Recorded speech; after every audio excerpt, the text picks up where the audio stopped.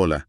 Iniciamos hoy una exploración a fondo de una entidad de la que oímos hablar a menudo, bueno, en las noticias internacionales, pero cuyo funcionamiento interno a veces se nos escapa un poco. El Consejo de Derechos Humanos de las Naciones Unidas. Tenemos aquí material descriptivo sobre su estructura, su mandato, y la idea es desmenuzarlo un poco.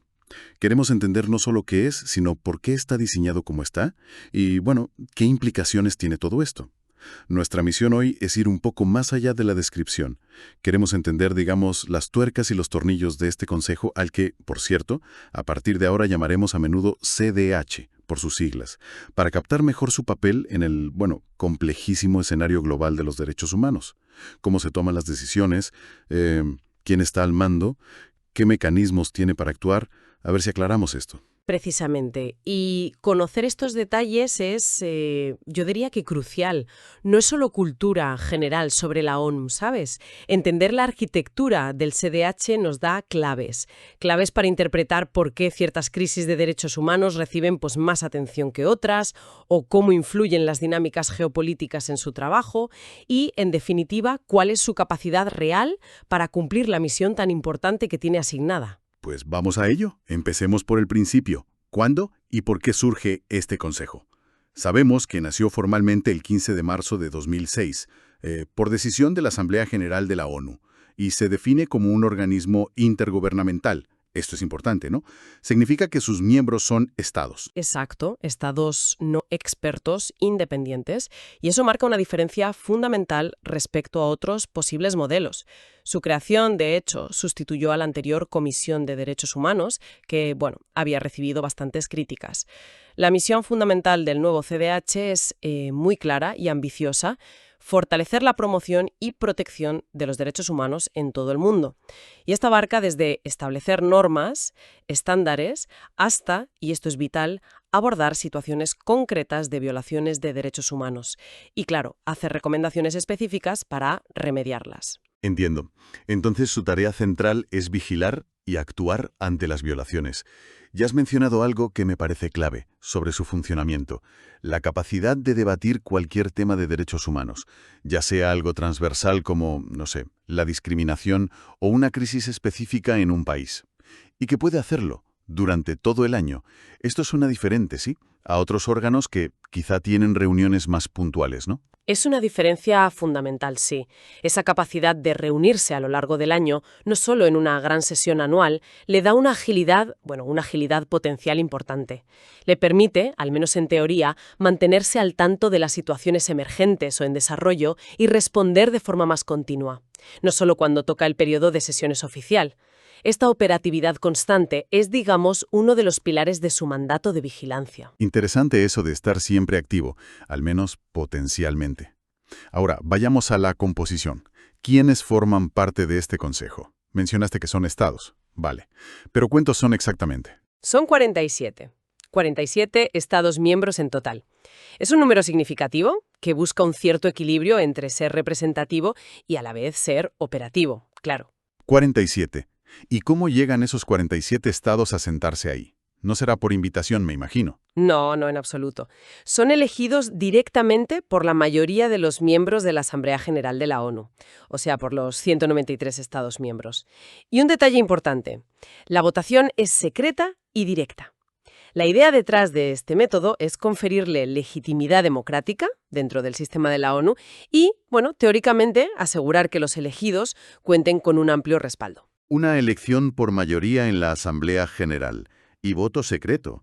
Suena a un proceso diseñado para asegurar representatividad, sí. Pero, ¿se reparten esos 47 asientos de alguna manera específica? Porque no me imagino que sea simplemente los 47 más votados entran. No, claro, no es tan simple. Existe una distribución geográfica, muy calculada de hecho, para asegurar que todas las regiones del mundo estén representadas. Los números son estos. A ver, 13 asientos para el grupo africano, 13. 13 para el grupo de Asia y el Pacífico, Otros 13. Ahí van 26. Exacto. Luego 8 para el Grupo de América Latina y el Caribe, el GERULAC. 7 para el Grupo de Europa Occidental y otros estados, el WEOG, que incluye a países como Canadá o Australia, además de los europeos occidentales. Y 6 asientos para el Grupo de Europa Oriental. 13 para África y 13 para Asia-Pacífico. Son los grupos con más peso numérico, claramente. Esta distribución geográfica es, vamos, totalmente intencionada. ¿Cuál es la lógica profunda detrás de esto, más allá de la simple representación? Pues la lógica fundamental es buscar la universalidad y la legitimidad a través de esa representatividad geográfica. Se parte de la base de que las perspectivas, las prioridades, incluso las realidades en materia de derechos humanos, pues pueden variar regionalmente. Y es crucial que todas esas voces estén presentes en el principal órgano de la ONU dedicado a estos temas. Sin embargo, bueno, aquí es donde la teoría a veces choca un poco con la práctica. ¿A qué te refieres? Por los bloques. Pues sí, esta distribución, aunque necesaria para la representatividad, también facilita mucho la formación de bloques regionales. No es nada raro ver a los grupos votar de manera coordinada en ciertas resoluciones, lo que introduce una dinámica política muy fuerte. A veces, las alianzas regionales o los intereses geopolíticos pueden influir en las decisiones tanto o más que, digamos, consideraciones puramente basadas en los derechos humanos. Es un equilibrio complejo, la verdad. Entiendo. La política internacional en estado puro, incluso dentro de un órgano de derechos humanos. Fascinante. ¿Y cuánto tiempo permanecen estos estados en el Consejo? ¿Es un mandato indefinido o...? No, el mandato es por un periodo de 3 años. Y aquí hay otra regla interesante pensada para fomentar la rotación y evitar que ciertos países monopolicen los asientos.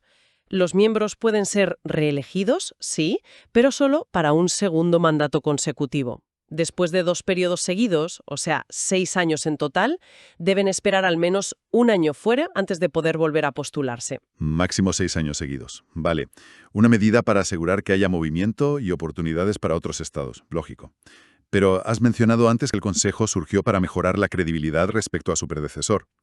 ¿Hay algún mecanismo para lidiar con la posibilidad, que, bueno, imagino que existe, de que un Estado miembro del Consejo, elegido para vigilar los derechos humanos, sea él mismo un violador de esos derechos? Suena paradójico. Del Consejo, sí. Y la respuesta es que sí, existe un mecanismo, aunque su aplicación es compleja. La resolución que creó el CDH establece que la Asamblea General puede suspender los derechos de membresía de un Estado miembro del Consejo si éste comete violaciones graves y sistemáticas de los derechos humanos. ¿Suspender a un miembro electo? Eso suena bastante drástico, ¿eh? ¿Y se necesita la misma mayoría que para elegirlos? Y sobre todo, ¿qué se considera exactamente violaciones graves y sistemáticas? Porque suena un poco ambiguo. Se necesita una mayoría cualificada, 2/3 de los miembros presentes y votantes en la Asamblea General para la suspensión. Es un umbral alto, sí, lo que refleja la seriedad de la medida. En cuanto a qué constituye violaciones graves y sistemáticas, pues no hay una definición matemática, no. Se evalúa caso por caso. Y aquí, de nuevo, entran en juego consideraciones políticas importantes. Suspender a un país es una decisión con implicaciones diplomáticas muy fuertes. Aunque la posibilidad existe, como salvaguarda de la integridad del Consejo, invocarla no es nada sencillo y ha ocurrido en muy contadas ocasiones. Esto genera debates, claro, sobre si este mecanismo de rendición de cuentas es suficientemente efectivo en la práctica. Claro. Una cosa es que exista la norma en el papel y otra que sea fácil de aplicar. Es una tensión interesante, ¿sí?, entre la necesidad de credibilidad y las realidades políticas. Bien, para que todo este engranaje funcione en el día a día, debe haber algún tipo de dirección interna, ¿no? ¿Cómo se organiza el liderazgo del Consejo? Correcto. Existe un órgano directivo que se conoce como la Mesa del Consejo. En inglés lo llaman Bureau. Es esencial para organizar los trabajos, programar las reuniones y, en general, gestionar el funcionamiento diario del Consejo. La mesa. ¿Y quiénes componen esta mesa? ¿Son funcionarios de la ONU o...? No son funcionarios, son representantes de los propios Estados miembros del Consejo. La mesa está compuesta por 5 personas, un presidente y 4 vicepresidentes. Y aquí volvemos a ver el principio del equilibrio geográfico en acción. Cada una de estas 5 personas representa a uno de los 5 grupos regionales de la ONU que mencionamos antes: África, Asia-Pacífico, GRULAC, WOC y Europa Oriental. El puesto de presidente, además, rota anualmente entre estos grupos. Entiendo. Así se asegura que la dirección diaria también refleje esa diversidad geográfica del Consejo. Tiene lógica. ¿Y cuánto dura su función? ¿Coincide con el mandato de 3 años de los miembros? No, el mandato de los miembros de la mesa es más corto, dura solo un año. Esto se alinea con el ciclo anual de trabajo del Consejo. Cada año se elige una nueva mesa, lo que permite una renovación regular del liderazgo y asegura que la responsabilidad de la presidencia rote entre las diferentes regiones a lo largo del tiempo. Comprendida la estructura de miembros y de liderazgo, volvamos a cómo trabaja el Consejo en la práctica. Mencionamos que puede reunirse todo el año, pero ¿cómo se concreta eso? ¿Están en sesión permanente o cómo va? No están exactamente en sesión permanente, pero sí se reúnen con mucha regularidad. La norma establece que debe celebrar al menos 3 periodos ordinarios de sesiones al año. Sumados, estos periodos de sesiones suelen ocupar unas 10 semanas al año como mínimo. A menudo son más, ¿eh? Durante estas sesiones se tratan las agendas programadas, se debaten informes, se adoptan resoluciones, todo el trabajo sustantivo. 10 semanas al año como mínimo, repartidas en 3 sesiones. Eso ya es una actividad considerable, desde luego. Pero, ¿qué pasa si estalla una crisis grave de derechos humanos entre esos periodos de sesiones? ¿Tiene el Consejo capacidad de reacción rápida o tiene que esperar a la siguiente? Ahí entra otra pieza clave de su diseño funcional: la posibilidad de convocar periodos extraordinarios de sesiones.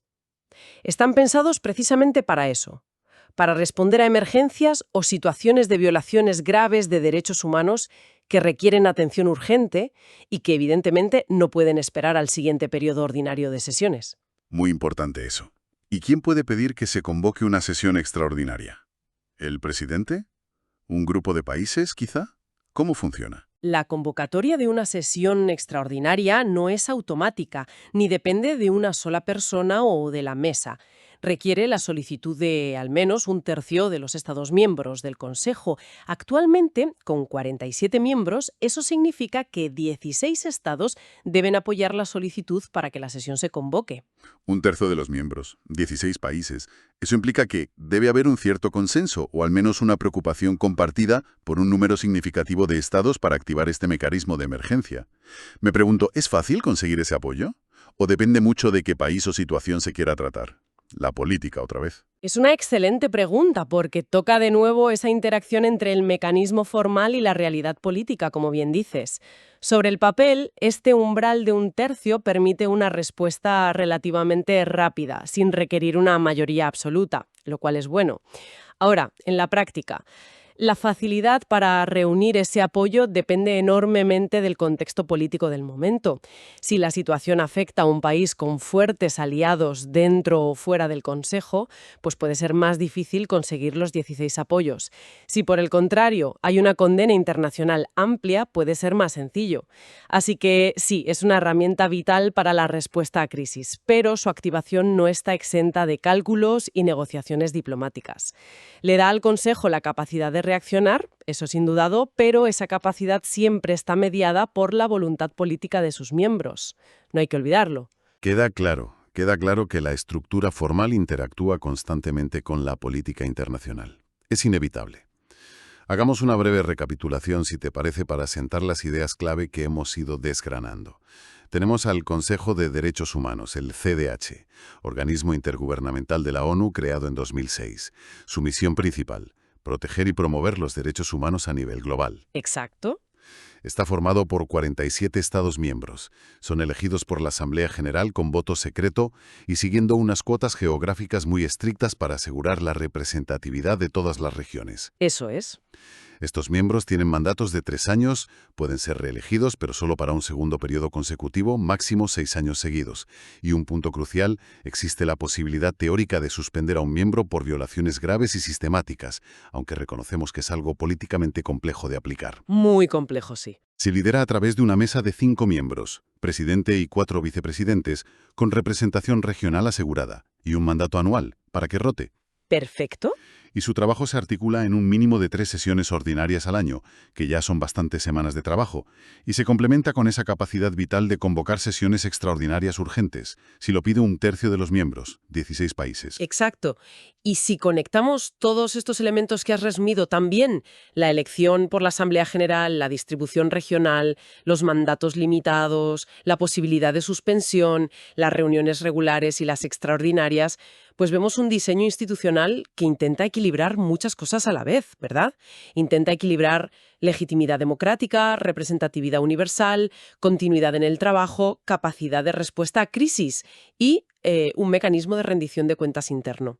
Cada una de estas piezas estructurales está orientada, al menos en intención, a permitir que el Consejo cumpla su complejo mandato, cumplirlo en el difícil terreno de la política internacional y la protección de los derechos humanos.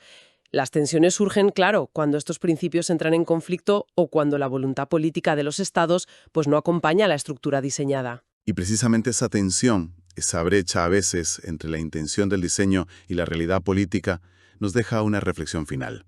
Una reflexión basada estrictamente en la estructura que hemos analizado hoy. Si el sistema se basa en que los propios Estados miembros son elegidos para vigilar el cumplimiento de los derechos humanos a nivel global, pero al mismo tiempo esos mismos Estados pueden ser objeto de escrutinio e incluso de suspensión por cometer violaciones graves y sistemáticas, ¿qué nos dice esto sobre los equilibrios inherentes, quizás las paradojas y los desafíos constantes que enfrenta el sistema internacional que hemos creado para proteger los derechos humanos? Es una pregunta compleja, sin duda, y creo que invita a seguir profundizando, a darle una vuelta. Con esta reflexión, cerramos nuestra inversión de hoy en la estructura y funcionamiento del Consejo de Derechos Humanos. Ha sido un placer. Gracias por acompañarnos en esta exploración.